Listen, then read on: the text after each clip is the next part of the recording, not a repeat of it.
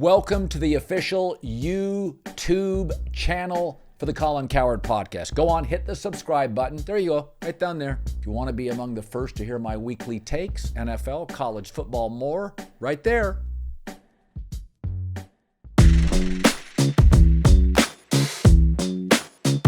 Back. All right, so the Boston Celtics jump all over Dallas, have a little bit of a brain dead stretch there in the middle that kind of made it interesting for a few minutes, but then they re-engage, reassert themselves, take control, and game one goes to Boston. We have the great Colin Cowherd here to join us to break it all down. Colin, I'm gonna kick it to you and just ask you for your first impressions on the series. What did you think? I actually never heard your pick, so why don't you lead by telling me what your pick was, and then whether or not tonight kind of changed your opinion at all? I picked Boston in 6. I thought they would win. That was my DraftKings pick. I thought Jaylen Brown would play well and the Boston Celtics would win, although Kyrie didn't offer much of anything, and I thought he'd have a decent assist night.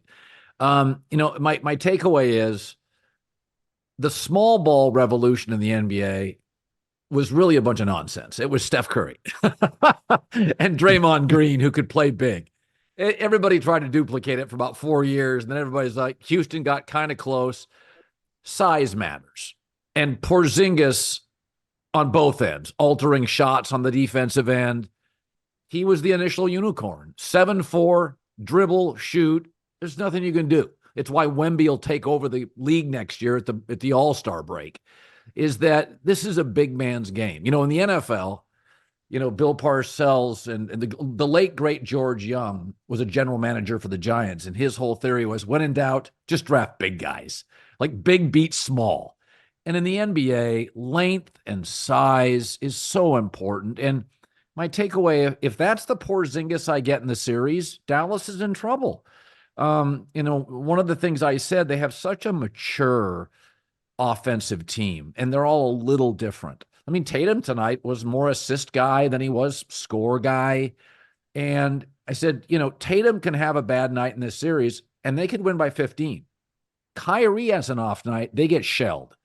And that, to me, is the difference in the series. And I said that before I knew what I was getting with Porzingis. But I thought, the size of Porzingis, the matchup problem, Dallas came into this thing, let's feel it out. And very quickly, it's like, yeah, we're going to have to go back to the drawing board on this. And then Porzingis sits for a while. But I would start with that, is that, if I got 6 guys who could all drop 20, man, that's with the apron now, it's hard to get a third star. The league doesn't want it anymore. They want you to draft and develop. That's what the whole thing. League will pay a lot of money. They don't want you going and cherry picking stars. Boston, this is an absurdly deep offensive roster. I mean, you go look at Porzingis last year, he was the guy for Washington. You're like, well, that for a terrible team, that's an all-star level player. Derek White's a 5. Derek White's a 2 on probably 30% of the teams in the league. So I thought tonight was a little bit of what I thought, is that Dallas cannot withstand a bad Luka or Kyrie night. Boston, if you told me Tatum and Derek White didn't play well, Boston could still win. And so I just start with that, is that Porzingis' size, he was the initial unicorn. It's a problem. There's not a lot you can do. It's a big problem. We're this close to crowning an NBA champion. I like the Celtics, by the way, in 6. Jaylen Brown's going to be my MVP, and I love the Celtics in game 1. But sign up, 90 seconds. Put in the code Colin, COLIN, DraftKings Sportsbook, an official sports betting partner of the NBA. If you're a new customer, bet $5. That's it. Just bet $5, and you'll get $150 instantly in bonus bets. The code Colin, COLIN, shows them that you're a new customer to get $150 in bonus bets only on DraftKings. The crown is yours. I'm leaning Celtics in 6, baby. Yeah, I thought this game was a brilliant showcase of what makes Kristaps Porzingis awesome and how he elevates the ceiling of this Boston team. First of all, he's their only legitimate rim protector. Yeah. Like, Al Horford's a really interesting player and does a lot to help this team on both ends of the floor. But Kristaps Porzingis is just a mountain of a man that is really difficult to finish over at the rim. In addition to that, he brings this there are a lot of guys that can shoot in the NBA at the center position. There are very few guys at the center position that are like lasers. Like you just can't leave them open. And one of my biggest reasons why I picked Boston is Dallas's defense is very much geared up at the rim as like a rim protection team. That's why they were good against Minnesota. They're big. Exactly.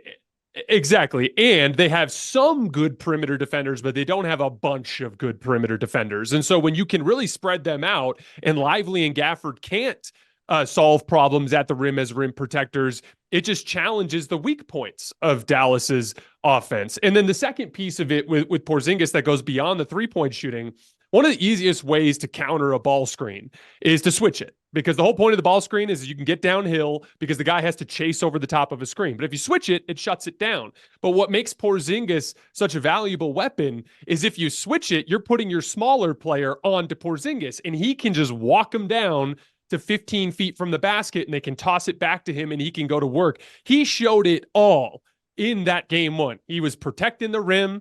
He was hitting trailing threes in transition. He was hitting spot up threes in help defense situations. He was hitting pick and pop threes. He was beating switches by posting up around the elbow. It was everything that makes Porzingis great. And I'm glad you pointed this out, because everyone just accounted for Porzingis as like available and healthy. But like, it's really hard to go 30-something days without playing NBA basketball and then to walk in the NBA finals. I don't think we're like, it just was so impressive the way he immediately looked comfortable and immediately started thriving. But a big part of that is he is the guy, he's the key that solves all of the issues that Boston could have had against this Dallas defense. He unlocks it all. I was just completely blown away by him. The other thing that jumped out, the big winner tonight too, is Joe Mazzulla. So last year he looked a little over his skis, the Spoelstra matchup, you're like, oh boy, this is a mismatch. So they strengthen his staff. Brad Stevens, enhances the staff. Not only did he really target Dallas's liabilities defensively, like he went right after him. That's game prep. But when Dallas made a surge in the third quarter, he calls a timeout and Boston goes on like a 14-0 run. That's coaching. That's Steve Kerr stuff. The Warriors come out of halftime and they always go on these crazy runs. That's where coaching matters. Spoelstra late, Kerr outside of halftime. And so I thought, from the opening game plan to that timeout, re-energizing his team, making a couple of changes and just putting it away. Because you start watching Luka hit a couple. Boston had several really ugly, sloppy possessions. What you do when you get ahead by 25, you just mail in stuff. You can't stay engaged for 2 hours and 45 minutes. You just naturally get sloppy. Boston did. Luka gets them back in it. And then all of a sudden the timeout. And I thought, okay, that's the difference this year. I don't think Mazzulla calls a timeout last year. They go on a 14-0 run. First of all, they didn't have Porzingis and Drew Holiday. They're a better offensive team. Everybody feels Jaylen Brown just gets a little better every year. But that's a thing. Like, that was one of the things I worried about this with Boston. I said, I don't know if Mazzulla is a good coach. I think he's competent in the East. Is he a good coach? Tonight I was like, that's good coaching. That's noticeably good coaching, because Jason Kidd's a much better coach than 4 years ago. So that jumped out to me. You can respond to that if you want. Yeah. So I thought the timeout, that's an important part of coaching that doesn't really get talked about much. We talk so much about personality management and tactical approach and all these different things, but actually managing basketball games is one of the most important parts of the coach's responsibility. You have to feel when things are teetering and time when you're going to kind of step in and try to right the ship, so to speak. And Boston just had a really ugly offensive stretch there that looked very similar to a lot of the nasty offensive stretches we've seen from Boston over the course of the season. They were settling for quick shots, quick threes, isolation threes. Immediately out of that timeout, it was abundantly clear that Mazzulla was harping on the fact that they needed to get back to driving and kicking, because when they beat someone off the dribble and they pass 2 or 3 times and it's a wide open catch and shoot three, it's a really good shot with really high value. When they run up the floor in transition and Al Horford just throws a transition wing three off the side of the rim, like without running any sort of offense, that's when they can get carried away. And then I'm glad you mentioned the game plan, because I thought Missoula's game plan was brilliant to start this game. One of the specific things he did was, instead of putting Horford and Porzingis onto Gafford and Lively, their centers, he put them onto PJ Washington and Derrick Jones Jr. And what that does, which is really fascinating, and by the way, this is a shout out to Jayson Tatum, because Tatum's defensive versatility is what gives him the ability to guard centers. He's big enough to guard a center underneath the basket. But because of that, Derrick Jones Jr. and PJ Washington, when they're setting screens for Luka and rolling to the basket, they're not the same type of vertical spacers that can catch lobs like Daniel Gafford and Derek Lively. When they pop to the three-point line, they aren't very good above the break three-point shooters. And so I thought it really threw Dallas for a loop offensively, that they didn't know how to attack. And then to add another layer to it, the spacing gets all janky, because even when Luka and when PJ's rolling or Derrick Jones is rolling or popping, when Luka's getting downhill, now Tatum and Lively and Gafford and all those guys, they're just like congregated around the basket, just messing up the spacing. I thought it was a really smart defensive game plan from Missoula. I thought he managed the game really well. I thought that was a really good call out. What do you think of Jaylen Brown tonight? I thought he did an amazing job. I picked him to be MVP of the series. So I feel like Jaylen Brown, more than any Celtic, I know exactly what I get. I get tremendous athleticism, defensive pressure. He's always engaged, plays with a little chip, like he finished at the rim. He gives you about one of those a game. And I feel like every year his offensive game gets a little more refined.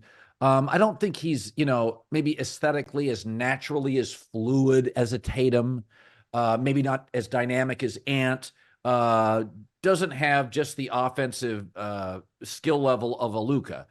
But what he is he's just a really high IQ, intense, increasingly refined, energized player. He's strong. He's got like a D Wade body. He's strong. He'll lean on you on the defensive end. I think Jaylen's a classic sort of kind of quiet. He doesn't get chatty. He'll always be underappreciated because he doesn't ask to be stared at. He does a lot of little stuff. He's really good with his body. Really good at constantly, like, he knows he's in great shape. He knows he can wear you down. Like, Jaylen in a 7-game series is the kind of player that could get stronger. Like D Wade was like that. D Wade liked it. D Wade would be on the floor constantly, and you're like, just didn't affect him. It's almost like a football player in basketball. Like, he liked the physicality, a pitcher that's better 6th inning on. And when I watch Jaylen Brown, I just feel like I get the exact same guy, maybe in the best shape of the top 3% of the league in shape, physicality. And something, that's what I didn't get from, because I want to pivot it to this. So I write notes during games, a handful of notes. And one of the notes I put in the first half is, where are the assists? So when Kyrie's not hitting, okay, I need assists. You got to give. I felt like tonight was like Luka's turn, Kyrie's turn, Luka's turn.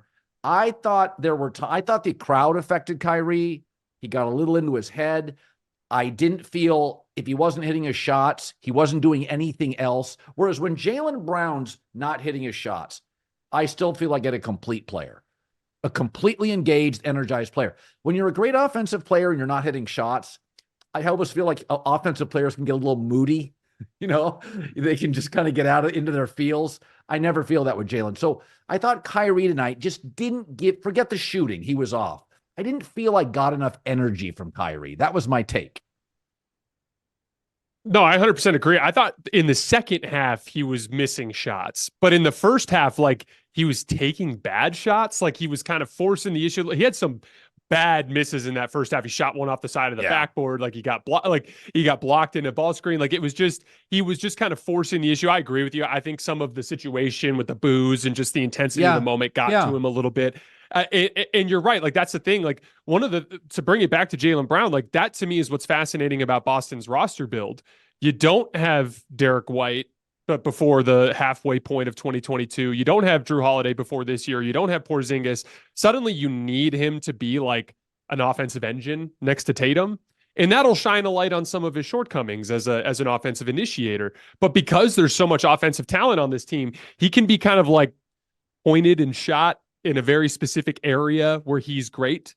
And like, I thought he ripped Luka in the backcourt twice in the first half, just with ball pressure. I thought in general, just him being a pest on Luka was just a huge pain. He was in help side, making blocks at the rim defensively. He's the one guy on the roster that's actually like a true top tier athlete. Like, Yes. Tatum's really big. And he's also like a good athlete, but like Jaylen Brown is like an actual top tier NBA athlete. So when he's allowed to focus on just being a wrecking ball, it allows him to kind of channel his strengths in his best areas and he can have success. Whereas with Kyrie, they desperately need him to be great offensively in order for him to bring the level of impact that they need from him. And as far as the assists go that you brought up, I do think a big part of that was Boston's defensive game plan. You could tell the fact that they were not able to bring Lively and Gafford into ball screens as easily. You can tell that kind of threw them for a loop. And I'm going to dig into the film and try to find some answers, but I'm really curious to see how Dallas tries to counter that over the course of the series, because you're right. It did turn into kind of your turn, my turn type of basketball with Luka and Kyrie, and they're going to have to find a way to loosen that up. I remember seeing Jaylen Brown at Cal when the Pac-12 was a conference. And my takeaway was, God, Pac-12, he's like an athlete. You're like, this guy, is he playing on the football team? Like, this guy is just cut. And he felt a little stiff. And then Brad Stevens, the college coach, gets him, and he just gets more fluid and more fluid.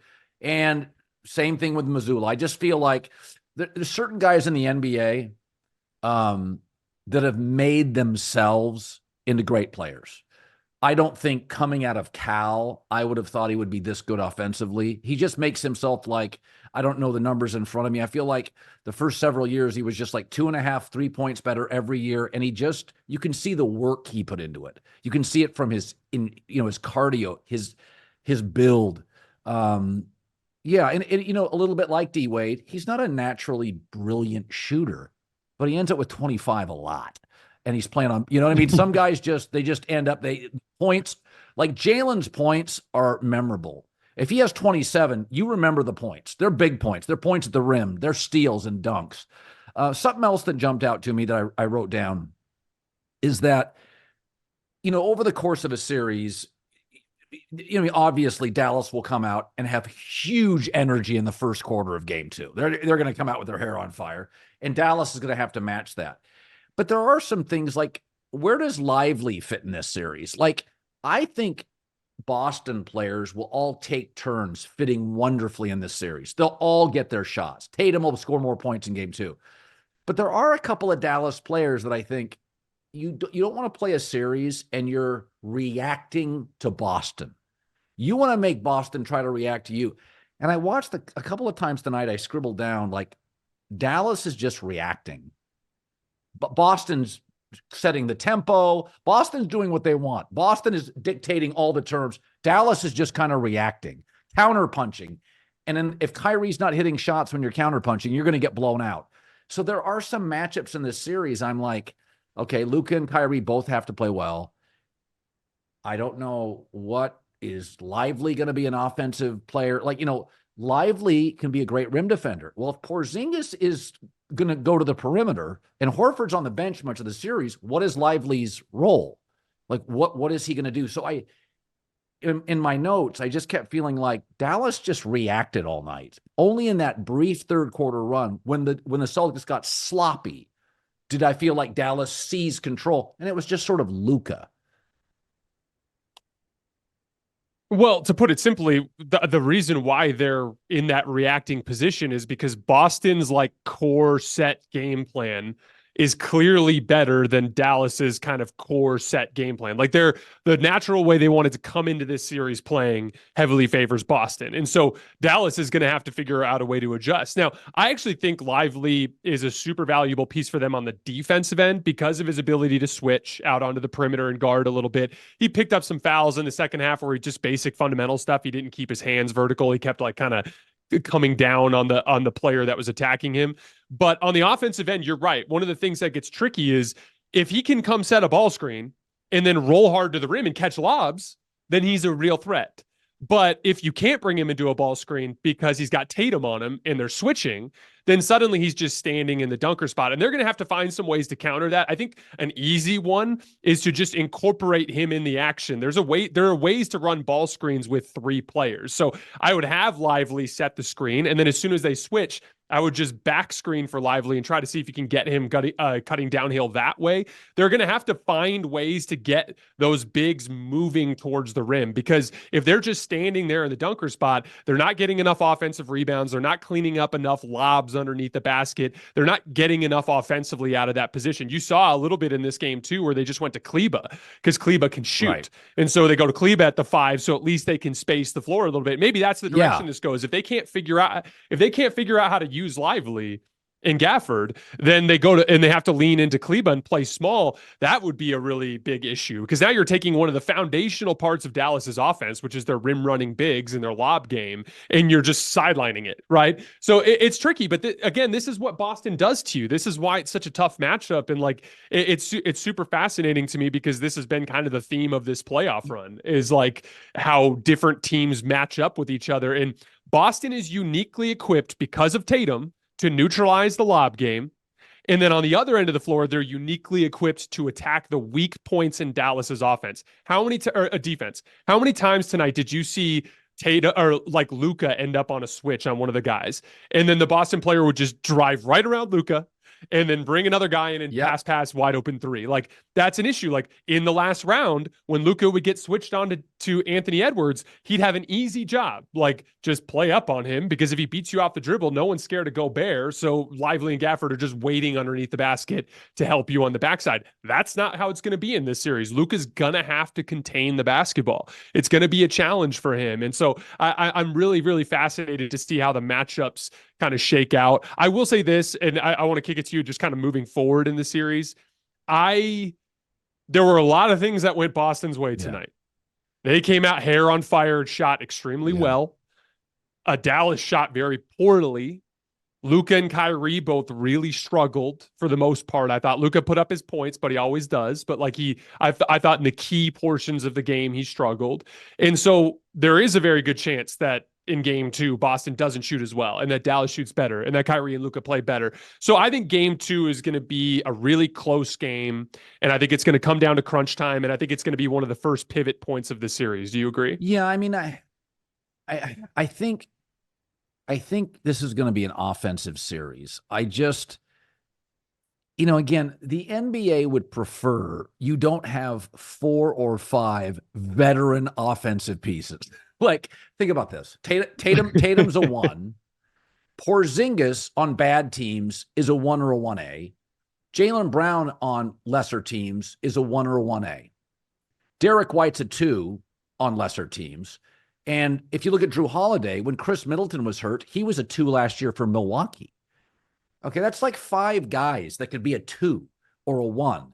We may not see a lot of that. Even if on a Denver, Gordon's really an energy defensive guy who can score, but you don't view him in that role. I like KCP. He's not a 2 on any team in the league, even the bad teams.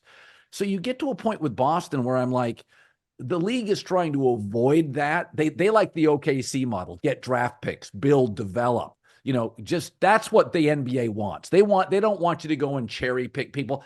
I think the NBA loves the Knicks. If you have to move a Randall to get a Paul George, whatever, that's fine. But they don't want this accumulation of like 5 guys. Like I watched tonight and I thought, Dallas played old Clippers, figured it out quickly. Young OKC, I didn't pick them to win. Good series, but Oklahoma City's got a little Boston in it. They can spread you out. They're difficult. They're young Boston. Not as refined Boston. And I start watching this tonight, and I'm like, you got to kind of pick your poison with Boston. You really do. Like, I kept saying Indiana's so terrible defensively. Yeah, but Boston's really good offensively. Yes. And you're just like, come on, you got 5 guys that could be a 2. I mean, I don't think if you're a casual, people don't understand how good Derek White is. He's like all NBA defense. He's long, he's smart, he can shoot. His plus minus, his net rating. It's like, I think Dallas is going to have their hands full. I just think you got to a little bit when you play Boston, you got to cross your fingers a little. I mean, tonight, Tatum wasn't scoring a lot. Porzingis was unstoppable. I don't want to overreact, but God, when's the last? I mean, Boston has just rolled through the league since October. I mean, at some point, how many times have I seen them win by like 22 this year? I don't want to overreact, but it's like when Porzingis is hitting, okay, I'm kind of screwed a little bit. There's matchup issues everywhere. No, you're absolutely hanging on and hoping that one, they miss shots, and two, they play stupid basketball. Like you're actively hoping, which that they did for about 3 minutes in the third agree. quarter. Yeah, they did to start the third quarter, and then we got to the timeout. And like to that point, like that's what's kind of fascinating. Like I don't think anybody disagrees that Boston's ceiling is higher than everybody's. Yes. It was always just about their kind of like maturity and their ability to consistently reach that ceiling. What you brought up, I think, is really fascinating, and I've been thinking about this a lot over the course of the last week. Anybody could have traded for Porzingis. Yeah. Anybody could have traded for Jrue Holiday or Kyrie. Boston or Kyrie. Boston already had the most talented roster in the league last year. That was something I said consistently. Now they didn't live up to that potential, but like they were all Derek White, Jayson Tatum, Jaylen Brown, Al Horford, and Marcus Smart. That was already, in my opinion, an incredible top five. And Brad Stevens looked at this and was like, nope, not enough. And what's crazy here is like, if they end up hoisting the trophy, which you and I both believe they will, like, I think a good portion of the credit has to go to Brad Stevens for basically being like, I've got a couple of flawed stars. These guys need a ton of support. Obviously, we're about to head into the CBA. We're going to have all these new restrictions. Let's put it all in this year and let's see if we can make a little bit of a run. And that's the thing. Like, Boston outbid everybody for Kristaps. They outbid everybody for Jrue Holiday. And I can't help but think about your kind of overarching philosophy, which is like teams that take risks, they're the ones that usually end up at the end of the day with the trophy. I mean, if you can go to the trade deadline, the Kyrie move, those are big swings. Those are big swings by Dallas. And, Porzingis, basketball is really interesting because it's the players come into the league much younger and generally much less mature. And so if you get into the wrong team or the wrong spot, you can get kind of a bad reputation. Porzingis' reputation, I mean, his game's different now. He's much more perimeter than early when he would pound the ball. And so Porzingis got a reputation like bad guy, bad locker room guy. All right, then he goes to Washington and he gets a fresh start. He moves outside, shoots more, less pounding the ball. The league becomes more analytic. People can show him real data. And you're like, oh, okay, that's a little bit of the unicorn. And then Boston, Brad Stevens seizes on it and says, you know what, with our really good room, he doesn't have to be a 1 or a 2 here. He can on nights. And so I think sometimes in the NFL, if you come into the league at 23 and by 26, you're kind of an idiot. Like you just can't figure stuff out. I'm kind of done with you. You got to be careful in the NBA. Basketball is a very individual culture. AAU, it's sort of about getting yours, showing off, letting the world see how much talent you have. If you get a bad opening locker room, Washington for 20 years, you get labeled, bad guy, doesn't compete. Because an NBA locker room is so small, a really talented guy that's distracted can really ruin a locker room. Hell, in baseball, if you're a schmuck and you go to the bullpen, you don't even sit in the dugout. Like in football, you splinter off at halftime or at practice with your unit. So I think like Kyrie's reputation earned. Dallas took a shot. AD, when he was in New Orleans, it was like dad bod, lazy, doesn't want to play hurt. I thought he was sensational the last year and a half. So these NBA guys, if you just make a judgment based on their first 3 years, you can leave a lot of stuff on the editing room floor. Like you can't watch Porzingis tonight. It's almost a revelation. It's like, oh, this is exactly what he was. This is what people thought he would be. He was the pre-Wemby, pre-Holmgren. This is what people said. You can't stop him. So, and I guess back to your initial point is that these two GMs took big swings on guys. Porzingis was thought of as a bad locker room guy. That was his rep 4 years in the league. Well, he hasn't affected this locker room at all. I mean, you can see the way the Celtic players treat him. They like him. You know what I mean? And it's just part of their kind of unified effort. So basketball, football cultures are very different. There's a lot of things about the football culture I like, but you have to be you can't be as judgmental in basketball. You're getting 19-year-old kids. Jesus. The difference between 19 and 24 as a human being, once you get into your 41 to 47 is the same guy. 19 to 23, I got a lot of kids. It's a different human. And Porzingis now is like team guy. I mean, engaged defensively guy. Cheering on teammate guy. So Brad Stevens saw that. And Brad knows it because he was a college coach. He sees these guys mature. He knows they change. That's my take. Yeah, there's quite literally been zero complaint about Porzingis in the entire experience in Boston. It's funny. I went on with Grant Paulson in DC on radio earlier today, and he asked me just some questions about the Wizards going into the offseason.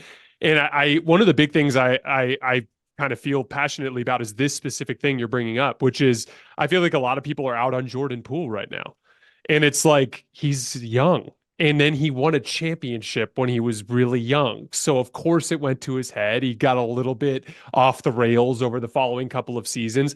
I have a feeling that Jordan Poole, when he's 27, is going to be a really good basketball player. You know what I mean? And to your point, it's like before I did this for a living, I worked in real estate and I was on the investment side, and you just completely change the way you look at homes more towards what they could be rather than what they are. And I think that's a really interesting kind of like approach for GMs, especially in these big market teams that are typically operating above the cap, because from there, you're not going to get a top 7 draft pick, right? So like, how do you find talent beyond that? And like a big one is look for guys who were in the lottery that failed at previous destinations, because they were in the lottery because they were viewed to have exceptional baseline talent, right? But they failed in those original destinations because of any number of factors: immaturity, circumstance, leadership, anything, right? Even an injury potentially, right?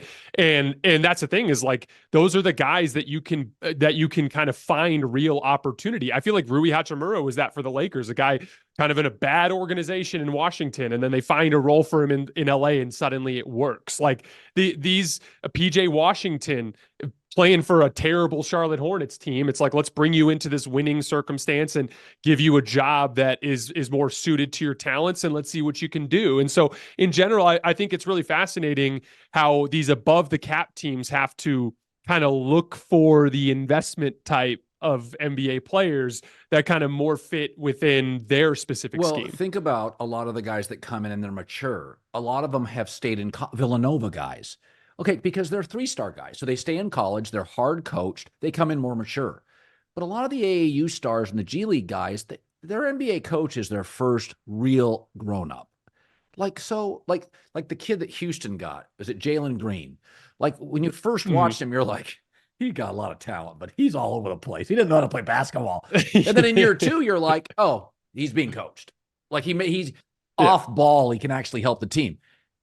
Well, what would he know? It's like you don't know what you don't know. So I think a lot of when you watch these teams that do the little things well, the Knicks, they have a lot of guys that played a lot of college basketball. So they're just like, they're 27 going on 34. And then you get these guys that are super talented, lottery picks, one and done. At 27, they're 23. Like they just haven't been coached. They haven't had an Izzo. They haven't had a Jay Wright. And that, I always said, that's the value of college coaching and now there's NIL. I think there's value in saying, I want to stay for a sophomore year of college in a really good program. Somebody is really on my ass and I can make decent money here. I can make it at the G League. And you're part of something. If you're part of Villanova or Kansas, you're really part of a community. You're part of a campus. And that's different people, different races, religions, different classes. It's hard. It's challenging. And so I think I just think the NBA is different. You have to be careful about labeling and judging. Now, there are players like D'Angelo Russell. This is what he is, right? Like, it's been established. Okay. I'm done trying to figure out the Rubik's Cube. Like, this is what he is. But I think Porzingis is, God, it was almost tonight watching him play. Like, he had that kind of that devilish grin a couple of times. Like, you guys, oh yeah, he had the smile like, going. you guys aren't stopping me. He's like, I'm good at this. Yeah, and it's that's basketball. You could do it. There are times when you get hot and you have size advantages and matchup advantages. I think game 2 will be really close and really, really competitive. I think it will be. I think Dallas will come out and play much better. I mean, if I'm Dallas, my takeaway is we got to get physical. We got to put bodies on people. We have got to. And I think the officials tend to. I don't think they favor teams. I think they favor even. They're going to give Dallas some physicality in game 2. They're going to allow Dallas to be physical. The officials will do that. Now, by the way, Boston will be allowed to be physical too. Will they take advantage of it? But I think my take is if I was a coach of Dallas, I'd be like, guys, we've got to win possessions on the defensive end. We may not match up offensively. We have to win the defensive end. We have to move the ball better. We had very few assists early. We've got to win in the defensive end. I think game 2 will be a different, it'll look like a different basketball game. That's my guess. No, I 100% agree. And you bring that physicality, you take an early lead, you add pressure to Boston, which changes the free feeling that you have when you shoot the basketball. Maybe they have a lesser shooting night and you give yourself a chance to win. Before we get out of here, I wanted to ask you about Dan Hurley. Sure. So I obviously, as someone who roots for the Lakers, I actually was very excited about this today. But what was your kind of takeaway from that big reveal this morning? Well, I saw it at like 4:35, a Woj bomb starting my day. And my take was, I said, because I founded the volume, so I tend to look at things from a managerial position.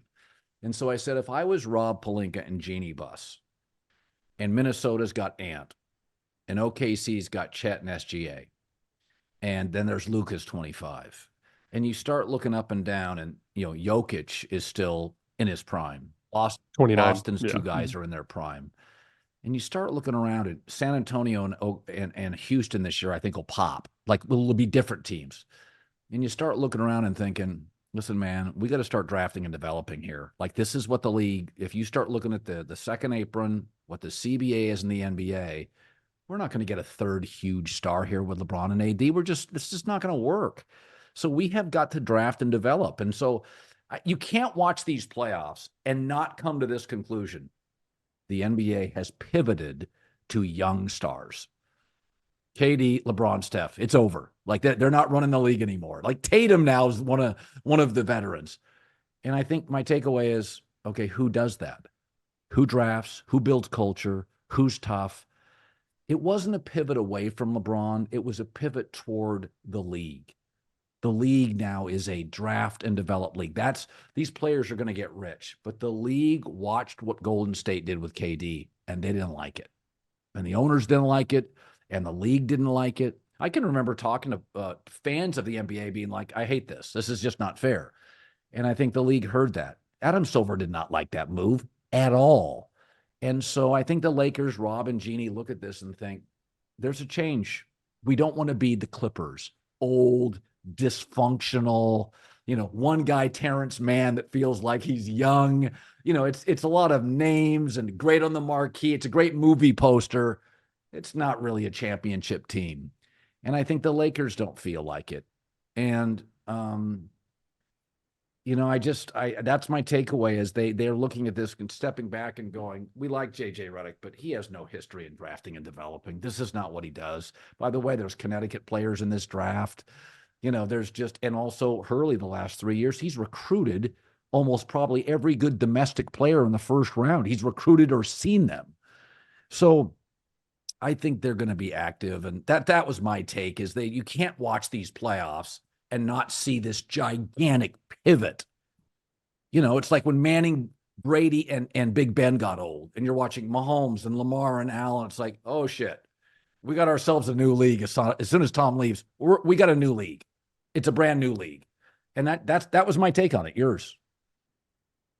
Yeah, so there were three reasons that I was excited about it. The first one is exactly what you said, the draft and development piece. I think a big part of it too, like you mentioned, with the cap rules changing, it's going to be really difficult to have more than two Almost stars. impossible. And Yeah. and exactly. And I think he specifically is going to excel at finding role players that are great connective pieces next to stars, because the Laker brand is going to continue to bring in star Yeah. talent in one way or another, whether it's through the trade market, whether it's through free agency. They're going to get stars. But because of the new rules, you're not going to get three of them. So you're probably going to have two, and it's going to be about working on the margins and finding discounted, valuable players, which I think is something that he's going to excel with. The second two pieces of it. One, he's an offensive genius, like literally an offensive genius. And specifically, what I find fascinating is he was capable of generating space for his offense with multiple non-shooters on the floor, which I think is super fascinating on a Laker team that has an Anthony Davis that can struggle to shoot the basketball, that is going to probably play a Jared Vanderbilt that struggles to shoot the basketball. And he has all these interesting concepts. Like, he's really good at disguising his sets. He's a big believer in weak side action, which basically occupies help defenders by making them think about what they're doing on the weak side while your stars are running ball screens on the other side. He's super creative as a tactician, especially on the offensive end of the floor, which I think is going to work wonders for a Laker offense that can get stagnant sometimes. And then the third piece of it is he's just a psycho. Yeah. He's a psycho. He's competitive. And then I think he's going to bring enough cachet, because that's the fear, right? Like, if you're going to play devil's advocate, you're like David Blatt. Comes over, championship coach from Europe. LeBron scoffs at him and says, I want the assistant instead, right? So, like, that's what you're scared of. But I actually think LeBron has a lot more respect for Dan Hurley. I mean, especially seeing as he's been kind of like watching as a fan as he's had his success over the last couple of years. I think he'll have some success there. And then I complained at you nonstop this season about Darvin Ham not holding players accountable, and them becoming a team that was really sloppy for stretches because they didn't value individual possessions. They weren't good at attention to detail. That will not fly under Dan Hurley. He will be on those guys, and I think it'll help. Well, I try to defend Darvin Ham, but he is a defensive-minded coach, and you see this in the NFL. Offense comes easier. The attention to detail from offensive coaches is better. So, like, when you watch offensive, like Steve Kerr, like when they mic Steve Kerr, he picks on stuff up so quickly. Like I'm not seeing it. I'm watching the game. He is a possession to possession coach, Steve Kerr. He watches every little mistake. Mark Jackson, defensive coach. I always viewed him as more of a defensive coach. The offense could never quite get in sync. Now, Mark did a good job on the defensive end. But I thought with Darvin Ham is he could get players. I thought Anthony Davis was absolutely sensational defensively this year. I thought he was the defensive player of the year. But his offense was inconsistent. Darvin's not going to help you a lot there. Darvin was a very limited offensive player. And so I think just like in football, I think coaches have, Vogel's good with bigs. D'Antoni's doesn't like bigs. Coaches all have strengths and weaknesses. And Darvin, I thought, was not as detailed offensively, allowed sloppy possessions, didn't hold players offensively accountable. They'll make it up on the defensive end. That's not the league. That's just not the league. You're gonna shoot your way. I mean, you start looking at teams. Dallas was a better offensive team than Minnesota. They won the series. It is as hard as New York played. You start look. Indiana was more consistently a higher tempo, healthier, better offensive team with them. Offense is winning these series. Like, effort's great, but like that's why Boston's favored in this series. They got 5-6 guys that can score 20. And so I think Darvin doesn't necessarily fit what's happening to the league, which is increasingly skilled, increasingly unstoppable for players of size. And I think Hurley's good with that. He understands what the sport is becoming, that you play hard, play with urgency, get the details down offensively. Don't give up sloppy possessions. Lakers would have bad quarters offensively. There are times, if you didn't have LeBron on the floor and Austin Reeves was in foul trouble, you were done.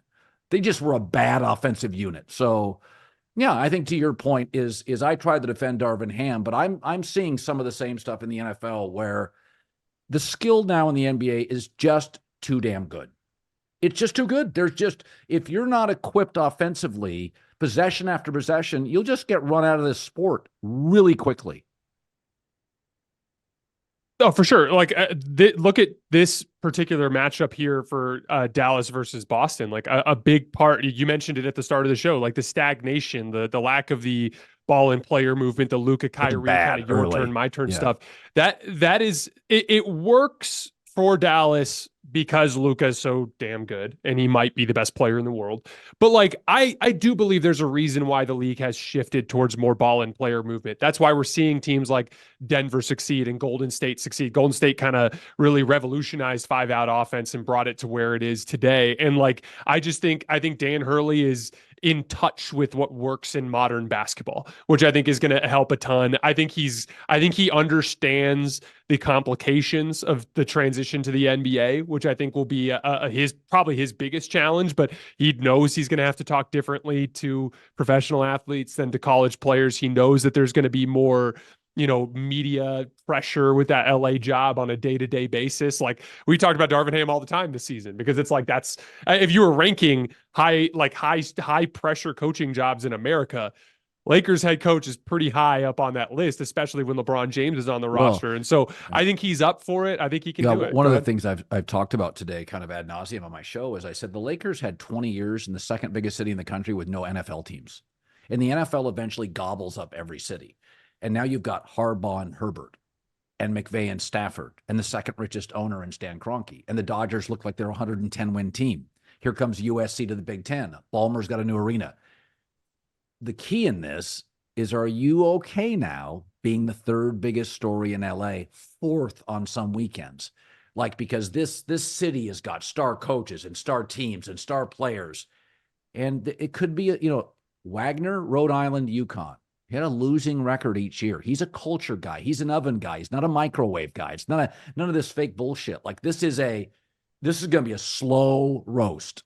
Okay. And LeBron and Anthony Davis, if he signs a 5-year, $60 million deal, the Lakers, Jeannie Buss doesn't have the financial wherewithal. She's not Ballmer. That's not a rounding error for her. So it is a real commitment. So I think everybody's just got to take a deep breath. The Lakers had this LA, they were winning titles with no NFL team. The Dodgers were good, but not winning World Series. They owned the city for 20 years. And they got real used to leaking stuff to the media on a slow and just stealing thunder. Well, if you're 38 and 44 in this city next year, and Herbert and Harbaugh, and here come the Clippers in their new arena, you're going to be the fourth story really quickly. So I think that's the key to me. It's not Hurley. It's is the organization ready to take a deep breath, make tough decisions, get a little younger, give up some players, get some draft picks. I think they'll be fine. Dan's intense. Spoelstra's way more. I mean, Steve Kerr's intense. Ty Lue's intense. The good ones are. I mean, D'Antoni's not. Mike Malone in Denver. He's like a fist fight waiting to happen.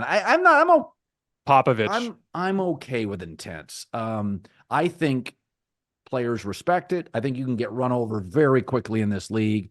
I think this is a moment in time where LeBron's probably got 2 years left, maybe 3. LeBron knows, like, this is no longer like running through him. I think he knows it. I think he understands his value, merchandising, tickets, production. He sees his value, but LeBron knows. This isn't Mahomes in his prime. This is not what this is anymore. This is not the bubble year. This is not Cleveland or Miami. This is a different time. So I'm excited for it. Plus, it's just, let's be honest, it's interesting. That's a big swing. That's interesting. It's super interesting. Yeah. To your point, if they have another stretch like they did post the late Jerry Buss passing away, where they suck for a decade, like that could cost them. But they had their whole. They didn't have a direction then. Hurley will guarantee you a direction. Exactly. That's my point. Is like, I like that type of aggression because he's the kind of guy that can establish a culture that lasts. And one of the other things too, as far as like the money goes, I think it's crazy how all the hand-wringing about the amount of money these coaches are making. Like, if you had to pay Dan $15 million a year, like, what is that in the grand scheme of the salary cap? What is that in the grand scheme of this new media rights deal? What is league's that in making the grand scheme of all of $7.5 billion a year. Like, who cares? And another thing is, you have to empower a coach. You can't pay your coach $5 and your seventh guy is making $28 million a year. You just can't, you can't do that. You have to empower these guys. So I've said it. I would pay him $12 million a year, 12 and a half. His wife's a Jersey girl. He runs the best program in college. You just, it's, I like the new NBA. I like the European players. I like the mobility is one of those, like small ball. Small ball's a lot of nonsense. It was the Warriors. Mobility, it worked with LeBron and KD for 3 years. Like, the truth is, most of this league, most of the stories, Boston figured it out with KG, but Pierce was a Celtic. And by and large, mobility, it hasn't worked for KD. It worked for 3 years. LeBron made it work everywhere. So this is the league. Embrace it. Go get the guy who does it better than anybody in college. And by the way, he does it with big personalities. It's the Northeast. He takes 5-star guys. He takes 3-star guys. Like, UConn's a big program. High expectations. They get high-profile players, high-profile transfers. They're going to be favored to win another national championship. So it's not like he's dealing with a bunch of 2-star guys that he runs over. These are great players. These are guys with egos. Yeah. We just need to get you on a Zoom call with the Hurley family so you can sell them on how great Los Angeles is. And then we can get you to close the deal. All right, Colin, this was fun. I'm looking forward to game 2. This NBA Finals Game 1 instant reaction was brought to you by Chase Freedom Unlimited. Unlimited 1.5% cash back is just the beginning. Cash back 3% on dining, including takeout, 3% at drugstores, 5% on Chase Travel, and 1.5% on everything else. How do you cash back? All right, guys, that is all we have for tonight. I will have a film session at some point up on the YouTube channel tomorrow. As always, I appreciate you guys, and we will see you again live after game 2 on Sunday.